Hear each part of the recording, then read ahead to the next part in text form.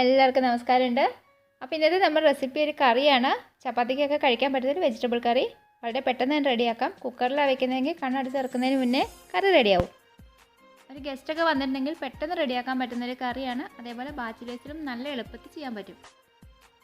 അതിന് വേണ്ടിയിട്ട് നമുക്ക് പൊട്ടറ്റോ, ക്യാരറ്റ്, ബീറ്റ്റൂട്ട്, ഒരു സവോള, പച്ചമുളക് ഇത്രയും സാധനങ്ങൾ വേണം.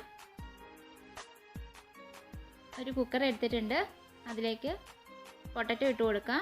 ഒരു പൊട്ടറ്റോ എടുത്തിരിക്കുന്നത്. ഇനി ചെറിയ ഒരു ക്യാരറ്റ് അല്ലെങ്കിൽ വലിയ ക്യാരറ്റ് ആണെങ്കിൽ അതിൻ്റെ പകുതി.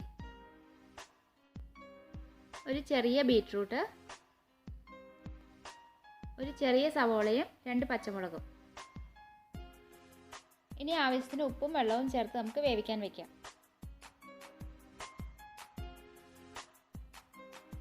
ഇതൊന്ന് ഇളക്കി കൊടുക്കാം. ഉപ്പ് എല്ലായിടത്തും കിട്ടുന്ന പോലെ. ഈ ഗ്ലാസ്സിന് 1 ഗ്ലാസ് വെള്ളം ഒഴിച്ച് കൊടുത്തിട്ടുണ്ട്. ഒരു വിസിൽ വന്നു കഴിയുമ്പോൾ ഓഫ് ചെയ്ത് വെക്കാം. പിന്നീട് പ്രഷർ പോയതിന് ശേഷം എടുത്താൽ മതി. ഒരു വിസിൽ വന്നതിന് ശേഷം ഓഫ് ചെയ്ത് വെച്ചിട്ട് ഇപ്പോൾ പ്രഷറൊക്കെ പോയിട്ടുണ്ട്. അപ്പോൾ ഇനി നമുക്കിത് തുറന്നെടുക്കാം. അപ്പോൾ കറിയാക്കുന്നതിന് വേണ്ടിയിട്ടുള്ള മസാലകളൊക്കെ എടുക്കാം. മസാലപ്പൊടിയൊക്കെ ഒന്ന് ചൂടാക്കി എടുക്കണം. 1 ടീസ്പൂൺ മുളക് പൊടി, കാശ്മീരി മുളക് പൊടി എടുത്തിരിക്കുന്നത്. പച്ചമുളക് ഓൾറെഡി ചേർത്തിട്ടുണ്ടല്ലോ. 2 ടീസ്പൂൺ മല്ലിപ്പൊടി, 1/4 തൊട്ട് 1/2 ടീസ്പൂൺ വരെ മഞ്ഞൾപ്പൊടി. ഇത്രയും ചേർത്തിട്ട് ഇത് ഇളക്കി നന്നായിട്ടൊന്ന് മൂപ്പിച്ചെടുക്കാം. പൊടി കരിഞ്ഞു പോവാതെ ഒന്ന് ശ്രദ്ധിച്ചോണേ.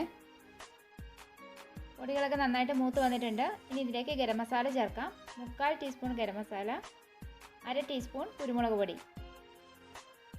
ഇനി ഇതിലേക്ക് വേവിച്ച വെജിറ്റബിൾസ് ചേർത്ത് കൊടുക്കാം.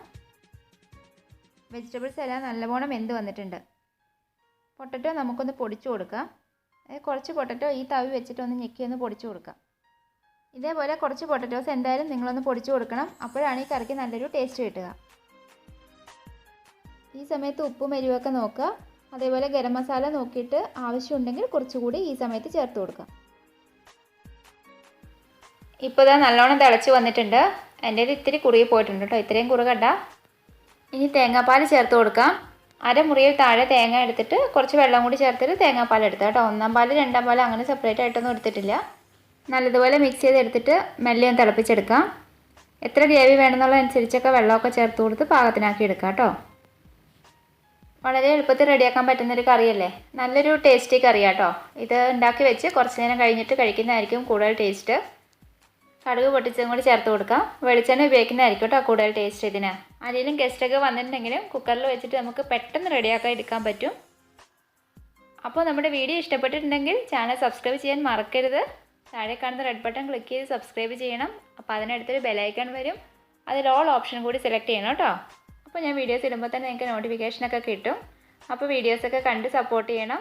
പിന്നെ ലൈക്കും കമൻറ്റും തരാൻ മടിയൊന്നും കാണിക്കല്ലോ കേട്ടോ. അപ്പോൾ നമുക്കിനി വീണ്ടും അടുത്ത വീഡിയോയിലൂടെ കാണാം. Thank you and bye from Anu Sreenath.